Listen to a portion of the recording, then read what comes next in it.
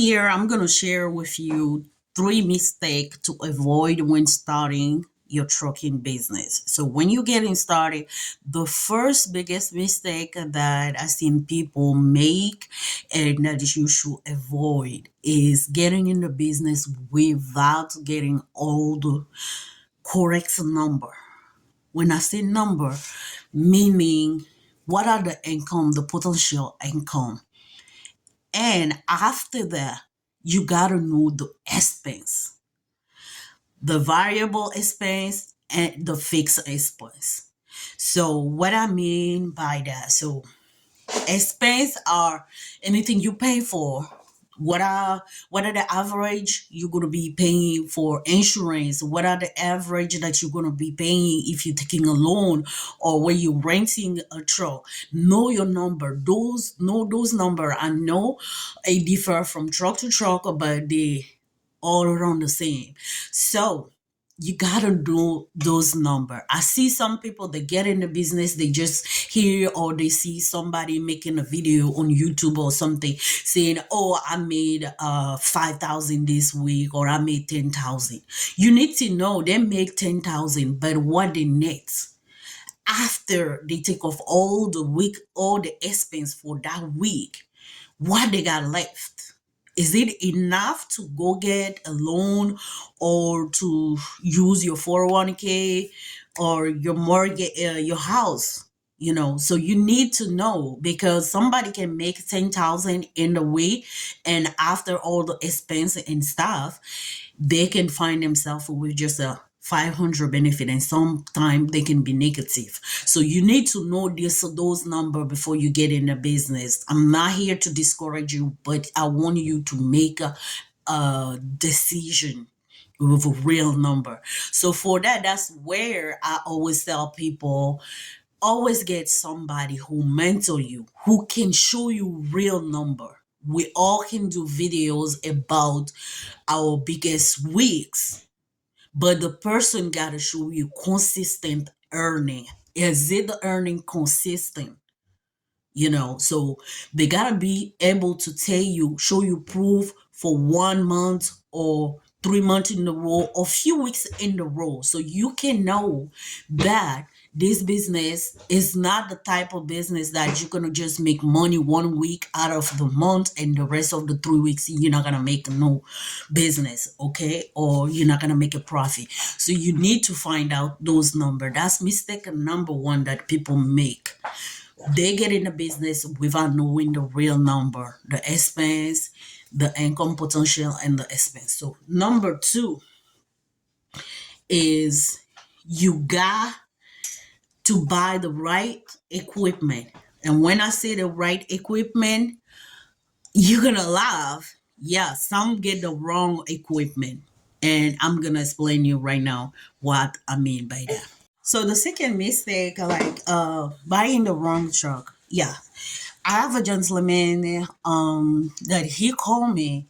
He needed a dispatcher, and I asked him what type of box truck and how long it is.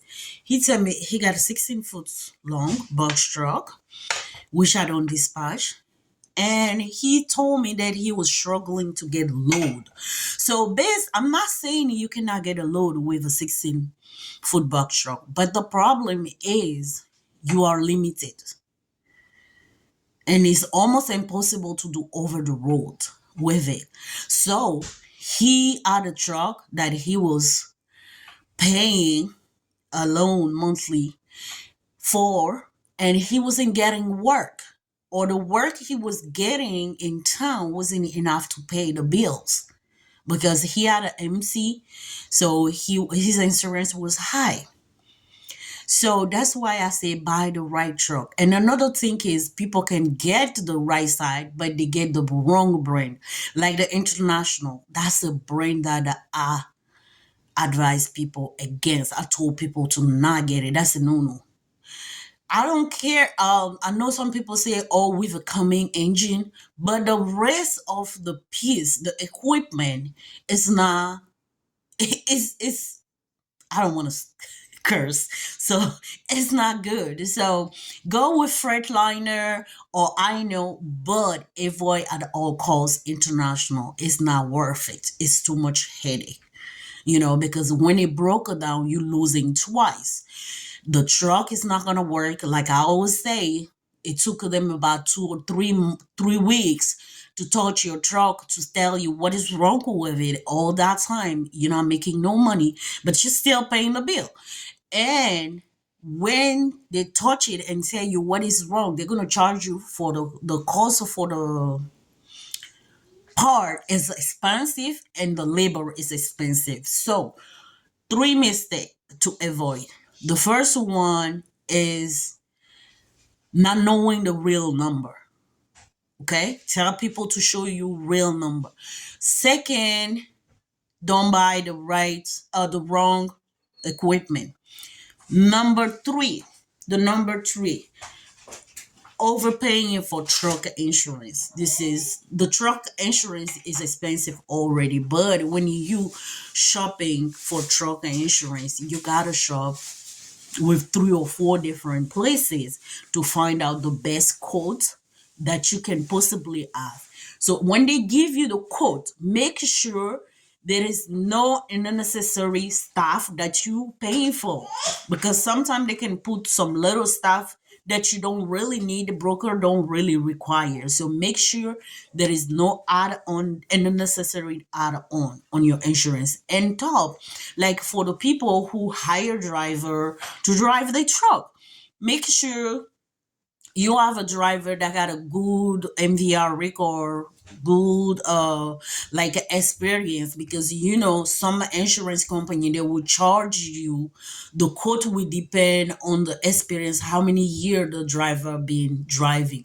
It depend the age, the state. Like if you operating in Georgia and you hire somebody in North Carolina that got a North Carolina driver license or another state, it's gonna cost you more than hiring somebody with your state license. So when you're hiring, or even if you are the owner of the company, let's say you live now, your company is in Georgia, but you were living previously in another state, Tennessee, but you move, but you still didn't change your driver license. Go change your driver license before you get a code, because when your driver license state and the business state is different, that all of that add up to the cost of your insurance. And shop around, like you can find a link for the insurance agent that